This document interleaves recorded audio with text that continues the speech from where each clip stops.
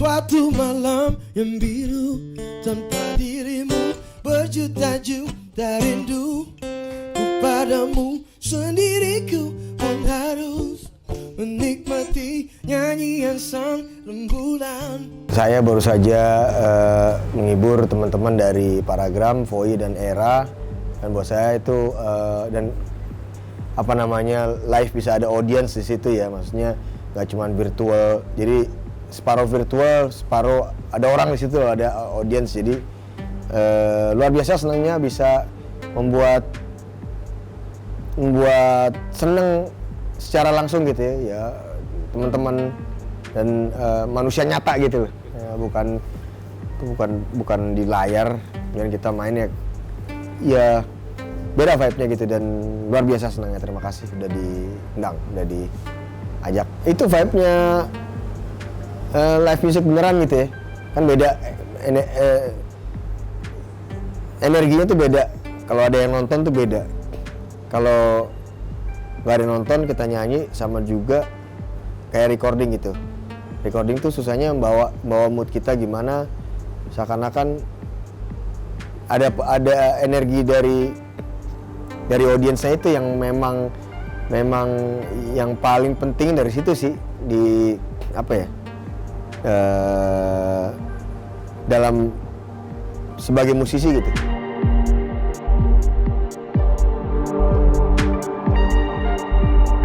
Keluarga saya itu lumayan beda daripada yang lain ya, karena ibu saya itu udah dari tahun 2006 itu tinggal di US, dan ayah saya mereka pisah dari tahun 2005, terus ayah saya baru 2020 kemarin meninggal dunia. Dan intinya nggak dirayakan sama orang tua saya nih. Cuman karena saya udah dari umur 19 tahun saya udah biasa gitu. Saya lebaran di Jerman sendirian, bukan sendirian ya, sama saat kuliah itu lebarannya nggak sama keluarga yang sedarah gitu. Lebaran bersama dulu tuh sama sesama mahasiswa, teman-teman di Jerman. Itu saya bisa balik lagi, bisa merayakan lebaran waktu saya masih sama bapak ibu saya itu setelah 18 tahun apa. Dan buat saya ya kalau bisa dirayain syukur, kalau nggak ya udah, ya nggak usah sedih banget gitu ya, mau diapain lagi. Dan yang penting kita sehat, dan kali ini mungkin biasanya kebetulan kan saya udah bercerai juga, anak saya biasanya ikut mamanya dan kakak-kakaknya. Nah intinya dibagi-bagi aja gitu. Lebaran pertama mungkin dia sama mamanya, kemudian hari kedua mungkin sama saya. Biasanya saya ke rumah kakaknya papa, ada tante saya, dan nama keluarga sepupu saya, kakak sepupu saya sih biasanya.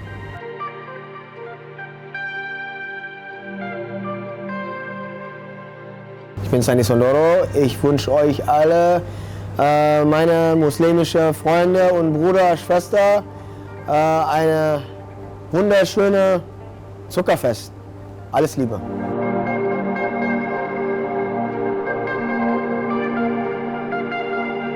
Intinya kita berinteraksi dengan manusia nyata ya, dengan manusia gitu, ada langsung ada suaranya gitu, langsung ada di situ. Beda. Walaupun orang banyak tapi di virtual gitu kan beda. So apa ya, itu cuman virtual di dunia maya itu. Dunia maya ini dunia nyata gitu. Dan setelah 2 tahun, hampir 2,5 tahun mungkin bisa begini lagi ya. Alhamdulillah puji Tuhan, Astungkara. Luar biasa senangnya. Bersyukur banget bisa seperti ini lagi. Semua mendambakan hal ini ya. Dan kemarin tuh pas yang di Freeport 55 tahun ulang tahunnya PT Freeport Indonesia, kita bisa diundang ke sana,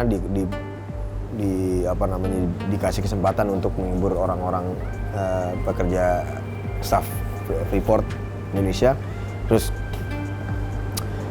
kita mainnya juga, performnya itu di sebenarnya 1,2 kilometeran di bawah permukaan bumi itu. Sebenarnya kita tuh masuk ke dalam gunung. Jadi yang kita ketahui tentang Grace Beck itu yang ada fotonya yang terkenal banget tuh, yang muter-muter yang ada, jadi ya itu kita di bawahnya itu. Jadi sebenarnya di dalam gunung sih. Dan itu pengalaman, salah satu pengalaman yang paling unik juga dalam saya berkarir di dalam karir saya ya. I've been living my dream ya. Saya hidup di mimpi saya nih. Karena saya memang bermimpi dulu jadi begini gitu. Dan karena saya ikutin kata hati saya. Awalnya saya kere gitu. Ya harus memang mau jadi musisi, ya harus berani berkorban kan orang, nanti gue gak punya duit gimana dong. Musisi kan gak punya duit. Ya tapi saya mengikuti kata hati saya dan saya percaya bahwa bila mana saya mengikuti kata hati saya dalam berkehidupan, nantinya bakalan ada rewardnya yang banyak hal-hal yang gaib ajaib gitu. Saya bisa main sama David Foster, saya bisa ke Moskow, saya bisa ke Kazakhstan, saya bisa ke Kiev, saya bisa ke Los Angeles, ke Hollywood, saya main sama Diane Warren, diliput acara di PBS TV. PBS itu TV nasionalnya Amerika, United States. Terus di Rusia saya bisa dapat Grammy dari Kremlin. Yang mana Kremlin tuh kan kita kenal dulu, saya kecil saya taunya film Rambo, orang Amerika perang dingin tuh Amerika sama Rusia. Rambo terus yang ada ininya agen rahasianya KGB dari Kremlin. Tiba-tiba kita di situ gitu. Itu karena saya ngikutin kata hati saya. Jadi ya awalnya memang merana gitu loh. Tapi semua itu dia kesuksesan tanpa pengorbanan yang kita tadinya merana dulu ya bukan kesuksesan yang hakiki menurut saya.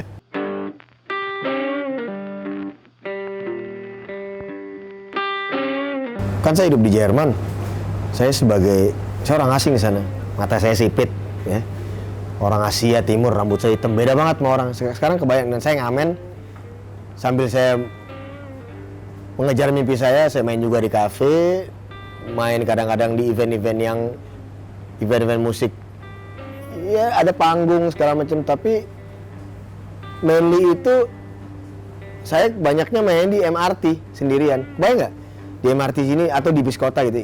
Saya dulu itu pengamen jalanan, pengamen bis kota karena di sana di bis nggak boleh main, cuman di MRT boleh, tapi sebenarnya sesuai dengan peraturan tidak diperbolehkan. Cuman ya saya kucing-kucingan aja sama security sama tapi saya harus survive. Gimana caranya? Ya di Jerman tuh bukan kayak di sini setiap kafe ada live music ya nggak. Di Jerman terutama yang di mana saya tinggal di Berlin keadaannya seperti itu gitu. Mereka nggak ada padahal kafenya lebih banyak dari sini mungkin. Tapi mereka nggak terlalu into live music gitu. Jadi mereka event-event kayak gitu cuman sebulan sekali, ada seminggu sekali ada yang main atau sebulan 2 kali. Dan saya ngambil di sana itu sama seperti misalnya kalian ngelihat ada orang bule nih, kan saya bulenya di sana. Saya beda banget nih rasanya. Sekarang sama seperti kalian ngeliat ada orang bule dari Amerika nih, bule banget nih, tiba-tiba main di MRT, bule gembel ngapain gini nih, lu nggak pulang aja lu. Itu saya seperti itu. Tahan nggak mentalnya gitu 12 tahun. Saya 12 tahun ngamen. Nah, kadang makanya kalau ada orang nanya, Mas Sandi saya pengen dong kayak Mas Sandi. Mau kayak gue bilang gitu. Gue kasih tahu jalannya kayak gitu. Wih, lama banget. Ya kalau kamu jadi kayak gue kayak gitu, kalau enggak ya lu nggak usah nanya. Saya bilang gitu. Itu jalan gue. Orang ngira kalau orang sekolah di Jerman tuh kan orang kaya semua ya, bapak ibunya kaya. Enggak, bapak ibu saya orang menengah, menjurus ke bawah malah. Tapi karena kemauan saya, makanya di mana ada kemauan pasti ada jalan sih sebenarnya. Dan Jerman itu beda kayak sekolah di Amerika, sekolah di UK, Australia, Singapura. Memang kapitalis, pure kapitalis. Kalau Jerman tuh kapitalisme juga, cuman mereka jadi orang-orangnya tuh nggak terlalu gila banget sama duit gitu. Jadi terus sekolah juga pemerintah kasih subsidi juga yang besar gitu buat orang-orang, buat pendidikan. Pas kayak di Papua saya pikir kebetulan itu spontan buat kita menginap di depan itu, di rumah depan kita menginap itu ada, jadi mereka stay di situ, ada anak-anak lokal, katanya dibiayai, sekolahnya dibiayai sama Freeport Indonesia kan. Terus kita keluar, tiba-tiba 2 di antara mereka, "Wah, Om Sandi Sondoro, saya boleh foto nggak?" Kayak bilang gitu. Terus, wah, saya seneng kan, tahu aja nih anak gini. Iya, terus tanya, terus dibilang tiba-tiba, Om Sandi punya istri orang Jerman toh? Saya bilang, hah? Tahu juga kamu? Saya bilang, iya saya tahu dari Facebook katanya gitu. Terus lucu kan, saya sweet gitu. Ya sebagai imbalannya saya bilang dia pengen nyanyi. Terus saya tanya, siapa namanya, cita-cita apa? Saya mau jadi artis. Ya intinya saya nyenangin orang aja gitu.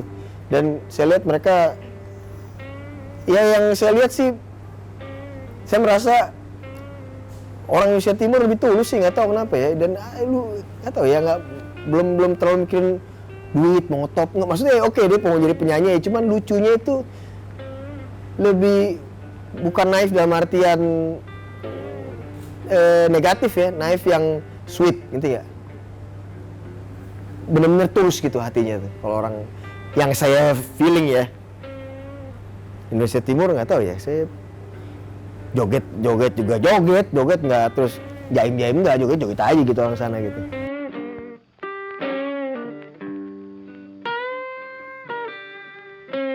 Orang nggak terlalu banyak dengerin lagu itu karena pertama itu bahasa Inggris, dan kemudian mungkin tipenya bukan tipe yang musik yang orang di sini suka ya. Tapi orang di Jerman, bahkan perempuan gitu ya, suka lagu itu. Judulnya Down on the Streets. Jadi itu menceritakan tentang kisah saya yang, ya saya dari jalanan gitu. I'm from the streets. Saya mulai karir saya dari jalan, dari pengamen jalanan dan pengamen MRT di terutama di kota Berlin dan di Hamburg. Saya kadang-kadang nggak terfokus lagu saya yang ini nggak, karena saya lupa sama lagu saya yang mana gitu. Udah banyak itu saya nulis lagu alhamdulillah, dan setiap lagu saya punya keunikan masing-masing buat saya sendiri gitu. Terus saya mainin juga, saya suka aja gitu.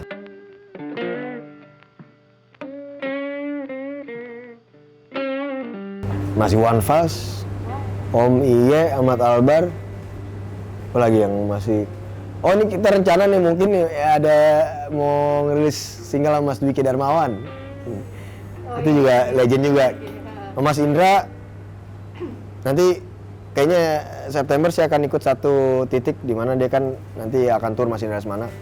Kita kemarin buka bersama tim IO-nya segala. Terus mudah-mudahan insya Allah saya bisa ikutan di satu konsernya Mas Indra Lesmana di Jakarta atau Bali gitu mungkin. Saya dapatnya itu karena saya Juli besok saya pulang ke Jerman. Sepanjang Agustus saya akan di sana, balik lagi awal September.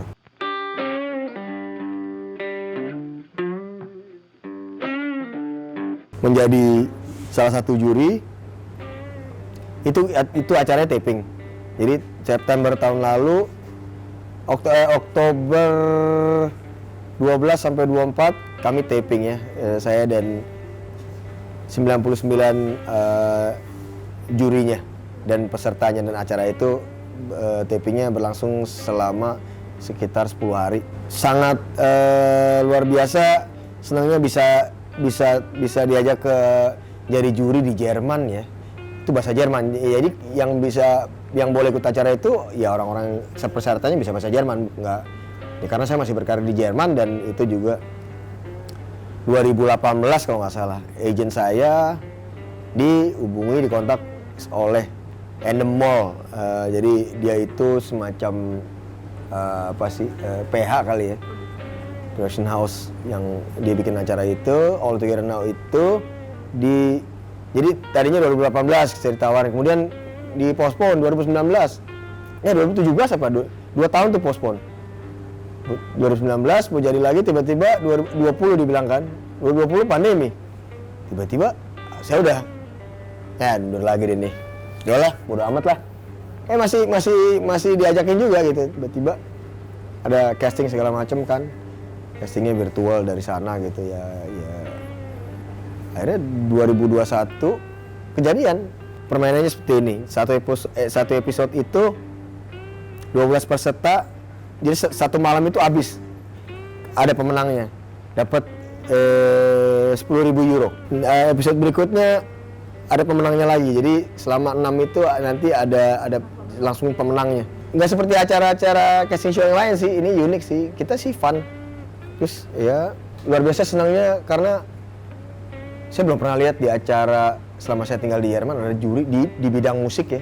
Ada orang Asia sipit kayak saya gitu, orang Oriental mukanya, kayak Chinese, Japanese, Korean, kayak Vietnamese or Thai, Indonesia, kan kita sipit-sipit juga. Terus belum ada, jadi ya baru saya aja sih. Dan saya percaya itu, kalau percaya setengah-setengah ya hasilnya setengah-setengah. Gitu.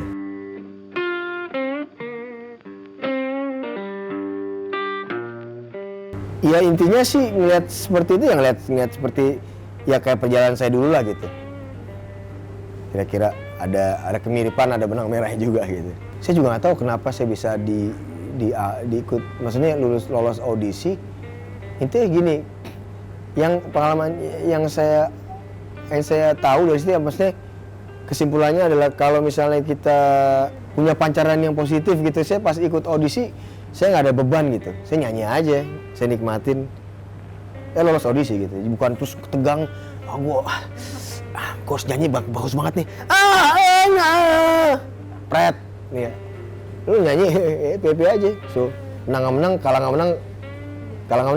nggak menang cuek gitu, itu aja sih, yang penting kan kita pertama-tama ya kita harus happy, kita harus, jadi dengan kita senang, jiwa kita senang, yang mancar dan keluar dari aura kita tuh happy, hai halo ya.